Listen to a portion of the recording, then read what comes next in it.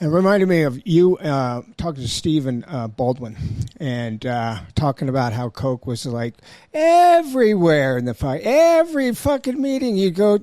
Let me finish what I have to say, okay?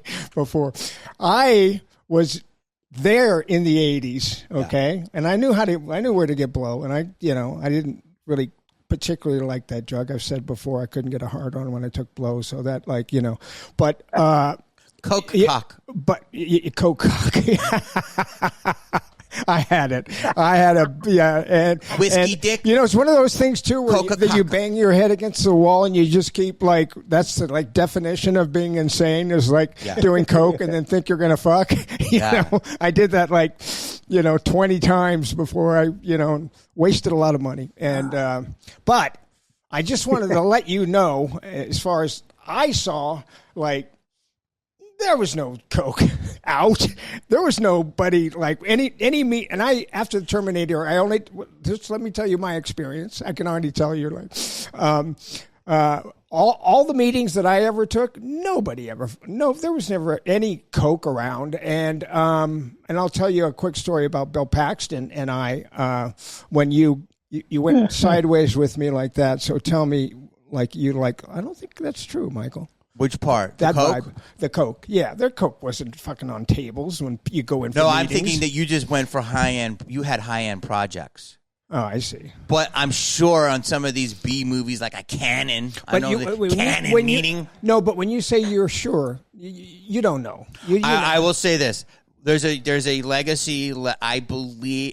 He didn't say it, but there's a legacy that Stephen? No, not Stephen. Okay. Stephen was talking, I think, more about in Massapequa, where he's from, and in high school. But I think he might. You seemed so astonished that he would do blow on the night of his prom. Yeah, I thought that was why weird. And why would you? Why would you do blow as a guy in New York City as a wrestler? Because I just thought that was a glamorous drug that it wouldn't be in upstate New York with you know what I mean. And he was a super athlete. So I was like, "What? That's like a how good of a wrestler was he? Oscar do you know? night. I think very intense. I think all the Baldwins are very intense. I'm not a fighter. I am psycho, but I'm not a fighter. But there's a few actors I wouldn't fight. I wouldn't fight one Baldwin. The Baldwins, huh? Yes, because I also wouldn't fight you. You know what I'm saying? I know people that will use any means. I could never. I'm a psycho, but I also know intensity, and that's why I love you because you're so intense. Yeah, well, I just want to go back to the Coke comment. Go ahead. I wasn't here in the 80s. If you talked a different language, but I talked to a legacy guy, and it was all over parties. Yeah, of course. No, that's a different story. I think there was some toots going on, but maybe not in your meetings. And by the way, I've never done Coke, and I just never did it because I always had a heart problem. But my brother did it, and he was like, "There's no reason for you to do it." What do you mean you had a heart problem? I always had a weird rhythm heart. So do you still have a weird rhythm heart? It's under control, but so I never. I had open heart surgery. Oh, okay. Yeah. I'm glad everything's good. So yeah, it's Coke does not go good with the ticker, but I never had a desire to do it. I mean, because everyone did tell me you have a boner, but you don't get a boner. They told all types of stuff. Well, I was doing a movie called Lords of Discipline with Bill Paxton, Rick Rossovich, David Keith, not Keith David. There used to be a guy named David Keith. Yes. And we were doing a movie. Franc Roddam directed it. What was his first movie, Jim? What was that great one that he did with Sting and Quadrophenia. Okay. Great English director. And we were doing a movie about cadets, and Mark Breland played it's about the stories, Pat Conroy novel, based on a Pat Conroy novel about the first black cadet at the Citadel, which is like the southern version of I remember this movie. Okay. So it was all guys and whatever. So we had 30 minutes for a setup or something like that. And Bill's like, "Hey, Michael, you want to go do some blow?" I was like, yeah, sure.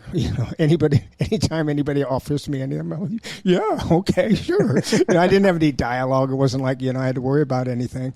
So we were shooting at a place called Wellington College back there. So Bill and I spend about 5 minutes they were shooting outdoors. We go interior and we go up to the second floor and down 2 hallways and to the left, and we, decide we're going to do a little bit of blow.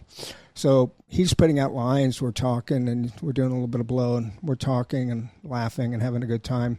And all of a sudden it was like, hello, gentlemen. And we turn around.